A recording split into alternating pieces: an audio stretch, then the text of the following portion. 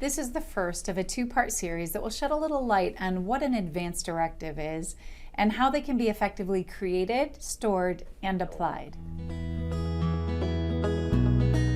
Welcome to the Senior Circle, where we hope to inspire and help others by providing valuable, relevant information related to caring for an elderly loved one. Hi, my name is Dawn Neely and I'll be your host. Thank you for joining us. As the owner of a private duty home care for seniors, I'm responsible for doing in-home assessments prior to commencing services.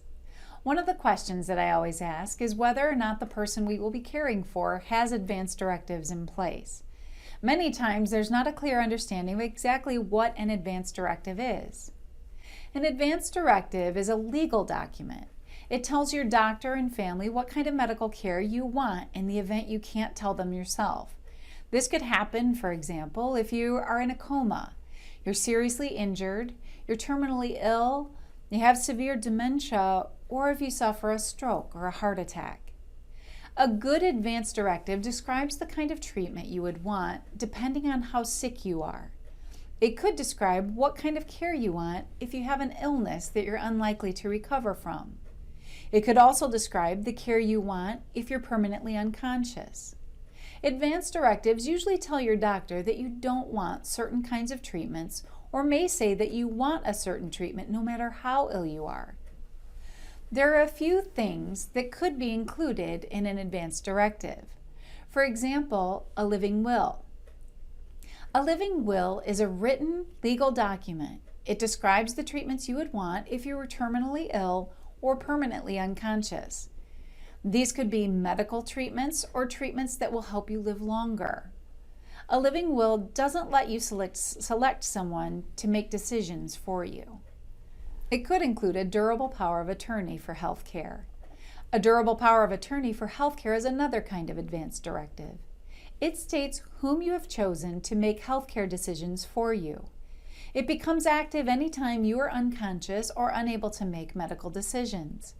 A durable power of attorney is generally more useful than a living will, but it may not be a good choice if you don't have another person you trust to make these decisions for you. Laws about advance directives are different in each state, and while they're legal in most states, they may not be officially recognized by the law in yours. They can still, however, guide your loved ones and your doctor if you're unable to make decisions about your medical care. An advance directive could also include a do not resuscitate order or a DNR. Hospital staff or first responders try to help any patient whose heart has stopped or who has stopped breathing. They do this with cardiopulmonary resuscitation or CPR.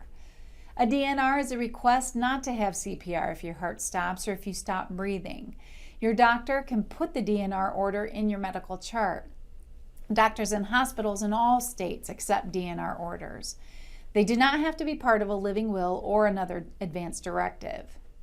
Other possible end-of-life issues that may be covered in an advance directive may include ventilation, if and for how long you'd want a machine to take over your breathing, tube feeding, if and for how long you'd want to be fed through a tube in your stomach or through an IV, palliative care or comfort care. This keeps you comfortable and manages pain. It could include receiving pain medication or dying at home. Organ donation, specifying if you want to donate your organs, tissues, or body for other patients or for research. Creating an advance directive is a good idea. It makes your preferences about medical care known before you're faced with a serious injury or illness, and frankly will spare your loved ones the stress of making decisions about your care while you're sick. Most people consider an advance directive something that only a senior citizen would have in place.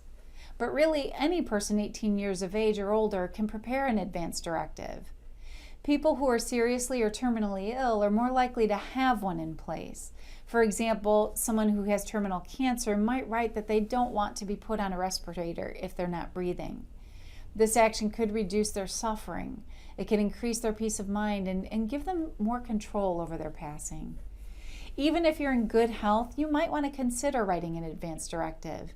An accident or serious illness can happen suddenly. If you already have an assigned advance directive, your wishes are more likely to be followed. In part 2 of this series, we're going to discuss how one goes about writing an advance directive and what needs to be done with it once it has been established. Until then, if you have any questions, please feel free to contact Seniors Helping Seniors at the number below. We'd be happy to assist you in any way that we can.